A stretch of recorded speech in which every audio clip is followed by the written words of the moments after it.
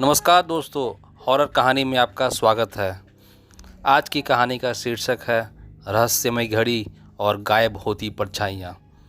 तो चलिए दोस्तों शुरू करते हैं। शहर के बीचों बीच स्थित एक विशाल पुस्तकालय विक्टोरिया लाइब्रेरी अपनी रहस्यमय कहानी और अजीब घटनाओं के लिए प्रसिद्ध थी। यह लाइब्रेरी 159 साल पुरानी थी और इसे राजा विक्टोरिया के शासनकाल में बनाया गया था। लाइब्रेरी की सबसे खास बात थी घड़ी का कमरा। यह घड़ी एक विशाल काले रंग की दीवार पर टंगी हुई थी जिसमें लाल रंग की सुइयां थी।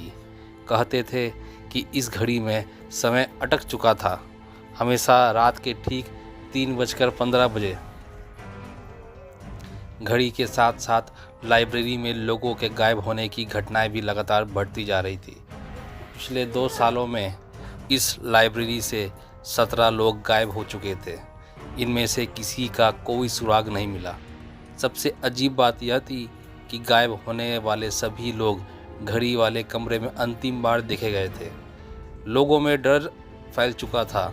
लाइब्रेरी में जाना तो दूर, उसका जिक्र करना भी एक श्राप समझा जाने लगा।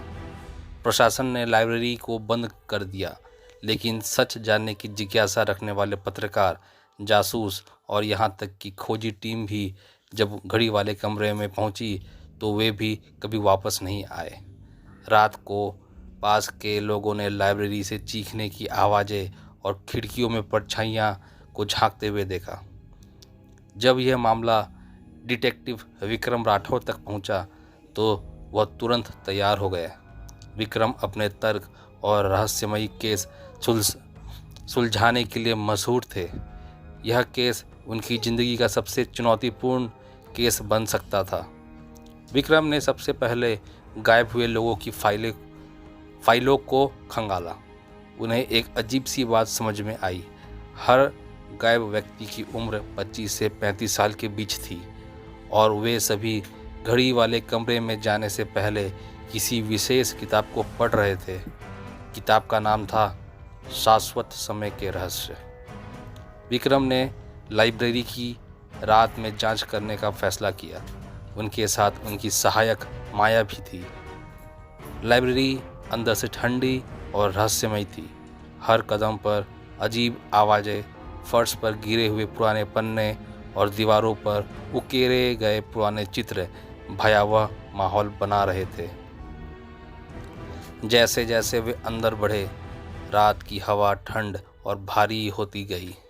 खिड़कियों पर अचानक कोई परछाई झांकती हुई दिखी। माया ने घबराकर विक्रम का हाथ पकड़ लिया।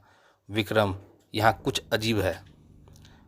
विक्रम ने उसे शांत किया और घड़ी वाले कमरे की ओर बढ़े। घड़ी का कमरा सबसे अलग था। उसमें केवल एक पुरानी लकड़ी की मेज, कुछ कुर्सियाँ और दीवार पर टंगी हुई वह विशाल घड़ी थी। घड़ी की सुइयां धीमी गति से उल्टी दिशा में चल रही थी। कमरे के कोने में वही किताब पड़ी थी जिस पर काले रंग का हाथ चिन्ह बना हुआ था। माया ने किताब को खोला। उसके पहले पन्ने पर एक चेतावनी लिखी थी, जो समय को समझने की कोशिश करेगा वह समय में खो जाएगा। विक्रम ने किताब को ध्यान से पढ़ा।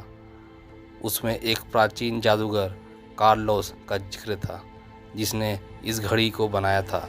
कार्लोस समय को रोककर अपनी आत्मा को अमर करना चाहता था, लेकिन उसका यह प्रयोग विफल हो गया और उसे अपनी आत्मा को घड़ी में कैद कर दिया।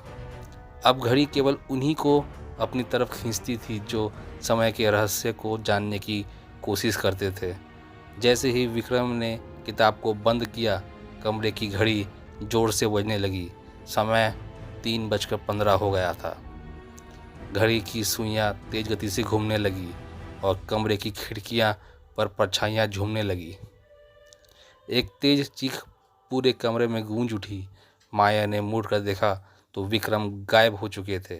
उनके स्थान पर केवल उनकी घड़ी और नोटबुक पड़ी थी। माया ने दरवाजे की तरफ दौड़ लगाई, लेकिन दरवाज़ा बंद हो चुका था। खिड़कियों पर झांकती परछाइयाँ अब उसे अपनी ओर खींच रही थी।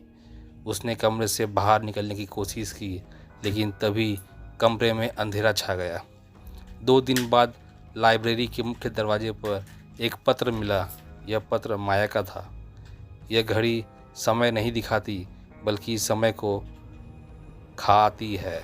हर कोई जो इसे समझने की कोशिश करता है वह इसका शिकार बनता है।